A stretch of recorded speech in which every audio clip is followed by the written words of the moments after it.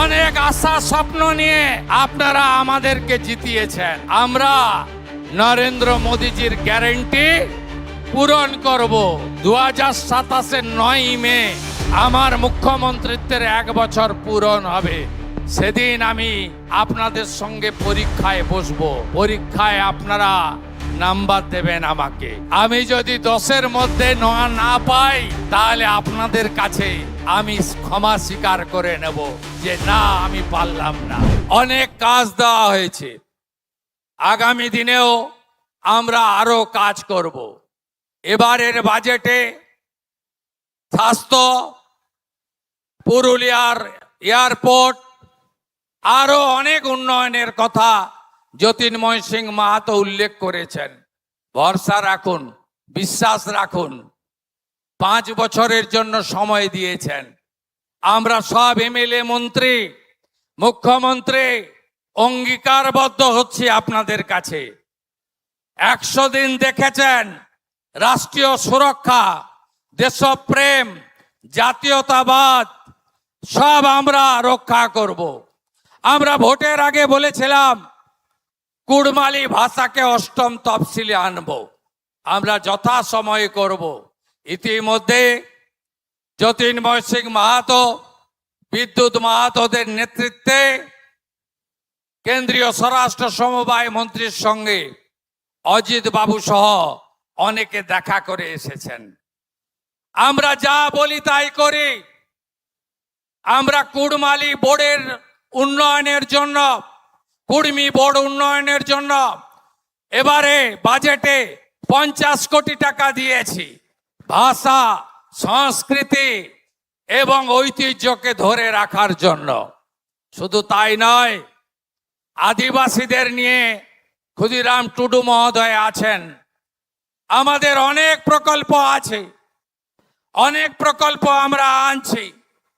ধরতি আবা প্রকল্প, একলব্য বিদ্যালয়, আদিবাসী ইউনিভার্সিটি এবং আমাদের লোধা, সবর, ওরাও সহ বেশ কিছু প্রাচীন জনগোষ্ঠী, তাদেরকে প্রত্যেক সপ্তাহে আলাদা করে রেশন পৌঁছে দেওয়ার কাজ, খাদ্য পৌঁছে দেওয়ার কাজও আমরা করব। জঙ্গলমহলে আদিবাসী, কুর্মী, কুম্ভকার এবং আপনারা যারা মূলবাসী, আপনাদের ঐতিহ্য, আপনাদের সংস্কৃতি, আপনাদের ভাষা, আপনাদের পরম্পরা, তাকে রক্ষা করার দায়িত্ব আমার মুখ্যমন্ত্রীর। আমি সেটা করে দেখাবো।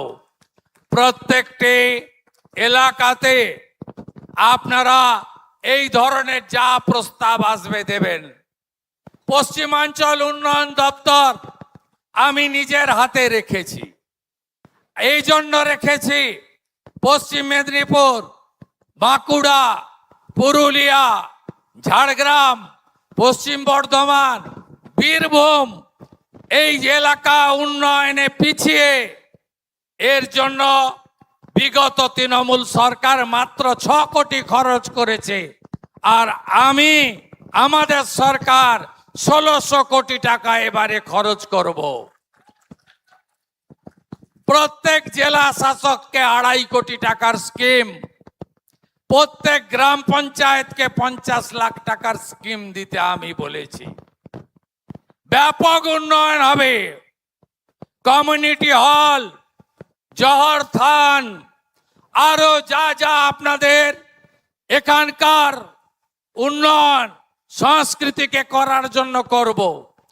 ICDS সেন্টার, বিদ্যালয় নতুন করে সেজে উঠবে। ভীষণ গরম হয়।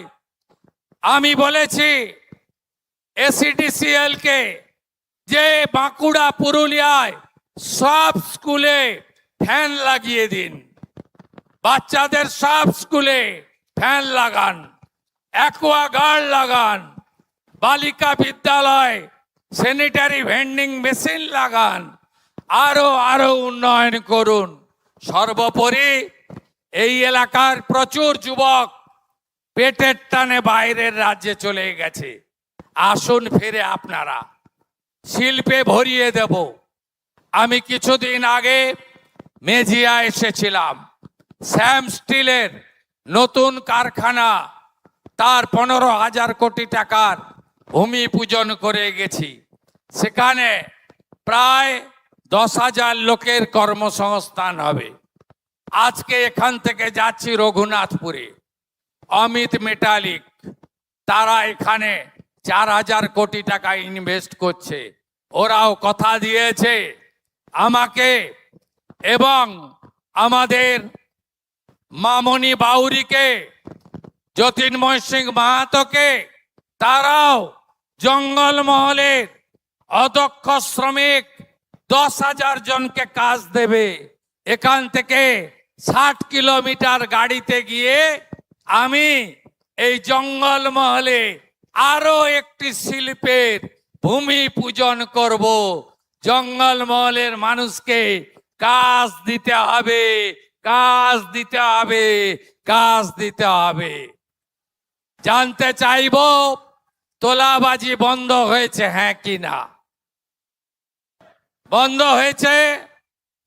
রাস্তায় হাত পাতা বন্ধ, গোমাতা পাচার বন্ধ, বেআইনির কয়লা বন্ধ, বালির ঘাট বন্ধ। আমি জানি বালির রেট একটু বেশি হয়ে গেছে, সমস্যা হচ্ছে। প্রধানমন্ত্রী আবাস বা পশ্চিমবঙ্গ আবাস, জেলা শাসক আছেন, কত টাকা করে দিচ্ছেন আবাসে যারা প্রধানমন্ত্রী এবং পশ্চিমবঙ্গ আবাস? না, বালি না, ওদের 1500 টাকা, 1200 টাকা করে পশ্চিমবঙ্গ আবাস এবং প্রধানমন্ত্রী আবাস, তারা পাবেন 1200 টাকা করে বালি। একটু সময় দিন, সব অবৈধ ভাটগুলোকে রেগুলারাইজ করতে দিন। আপনারা তো চান সরকারের টাকা সরকারের ঘরে আসুক, সরকারের ঘরে এলেই তো আপনাদের দিতে পারবো, হসপিটাল স্কুল ভালো হবে। তাই সব বালির ঘাটকে আমরা বৈধকরণ করব, তোলাবাজি হইব না, সিন্ডিকেট চলিব না, কাটমানি বন্ধ। এবারে যে ঘর দেব আমরা, প্রায় 30 লাখ বাড়ি, 1 টাকা যদি কেউ চায় একটি খবর আমাকে দেবেন। কি কি করেছে শুনবেন। জামমনি ব্লকের একজন সাব অ্যাসিস্ট্যান্ট ইঞ্জিনিয়ার ঠিকাদারের কাছ থেকে 2 লাখ টাকা নিচ্ছিল, খপ করে ধরেছি আর জেলের ভিতর ঢুকিয়ে দিয়েছি। হাতে নাতে মোটর ভেহিকেলের 2টো ইন্সপেক্টর এই আসানসোল দুর্গাপুরে টোল প্লাজাতে, গাড়িতে ওভারলোড নেই, বৈধ কাগজ আছে, তারপরেও বলে 16,000 টাকা দিতে হবে। কমপ্লেন পেয়েছি, সাসপেন্ড তো করেছি। অনেকে বলেন সাসপেন্ড হয় 3 মাস পরে উঠে যায়। আমি বললাম সাসপেন্ড করলে মুখ্যমন্ত্রী সন্তুষ্ট নয়, 2টো এমভিআই ইন্সপেক্টরকে জেলে ঢুকিয়েছি। করতে দেব না। অনেক আশা স্বপ্ন নিয়ে আপনারা আমাদেরকে জিতিয়েছেন। আমরা নরেন্দ্র মোদীজির গ্যারান্টি পূরণ করব। আগামী 2027-এর 9 মে আমার মুখ্যমন্ত্রিত্বের 1 বছর পূরণ হবে।